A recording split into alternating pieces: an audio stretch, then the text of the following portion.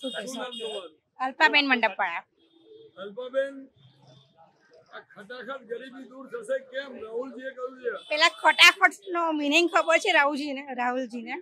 પેલા ખટાખટ આપણો ગુજરાતી શબ્દ છે, બરોબર? એ જો ગુજરાતી કે હિન્દી ભણ્યા હોય ને તો એમને ખબર હોય, બરોબર? એ હોય ઇંગ્લિશ મીડિયમ વાળા, બરોબર? અને અત્યારે નેતા બનવું છે કેમ કે એ નેતામાં કંઈક લાભ છે એમ.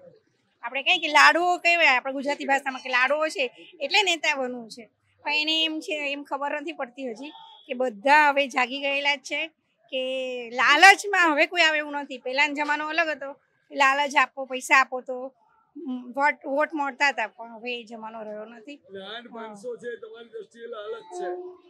હમ?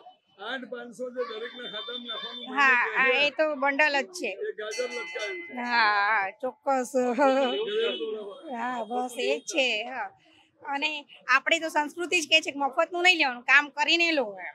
જો સંસ્કૃતિ વાંચો તો એમાં આપણને એમ જ કહે છે કે પાણી પણ મફતનું નહીં. આપણે અત્યારે પાણી પણ મફતનું પીતા નથી, પૈસા ખર્ચીને પીએ છે રે, બરાબર છે? ભલે પરબો હોય પણ લોકો શું કરે છે અત્યારે કે ના, મારે સ્વસ્થ રહેવું છે તો મારે મફતનું પાણી નથી પીવું, મારે પૈસા ખર્ચીનું પાણી પીવું. આપણી સંસ્કૃતિ જે કહે છે તો મફતનું શું કામ લેવાની જરૂર છે, બરોબર છે?